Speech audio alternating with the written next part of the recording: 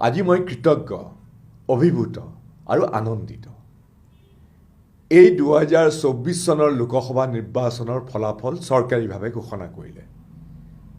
নিৰ্বাচনত সাধাৰণ ভোটদাতা ৰাইজে এইবাৰ অতি দৃঢ়তা আৰু প্ৰত্যয়েৰে নিজৰ নিজৰ ভোট প্ৰদান কৰি অসমৰ বক্ষস্থলৰ পৰা চাৰিওফালে এনে এটা বাৰ্তা ৰজনজনাই দিলে যে নগাঁও লোকসভা সমষ্টিৰ জাতি, ধৰ্ম, ভাষা নিৰ্বিশেষে কি সংখ্যাগুৰু, কি সংখ্যালঘু, সকলো শ্ৰেণীৰ ভোটাৰে আমাৰ সমাজত ধৰ্মীয় গোড়ামীৰে সৈতে বিষ-বাষ্প ছটিওৱা সাম্প্ৰদায়িক আৰু আমাৰ মাজত বিভাজন কৰা বিভাজনকামী শক্তিক আজি এই নিৰ্বাচনৰ যোগেদি প্ৰত্যাখ্যান কৰিলে।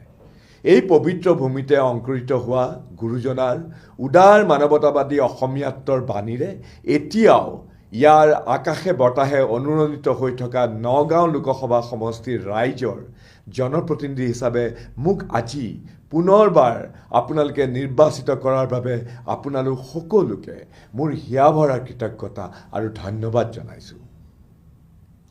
মই আপোনালোকৰ এজন যোগ্য প্ৰতিনিধি হিচাপে আপোনালোকৰ এক শক্তিশালী আৰু উন্নয়নমূলক কণ্ঠ হিচাপে সমাজত সকলো শ্ৰেণীৰ বিভাজনৰ বিৰুদ্ধে কাম কৰি যাবলৈ লগতে আৰু অধিক পৰিশ্ৰম কৰি যাবলৈ আজি আপোনালোকৰ ওচৰত মই প্ৰতিশ্ৰুতি দিছোঁ। আশীৰ্বাদ কৰিব।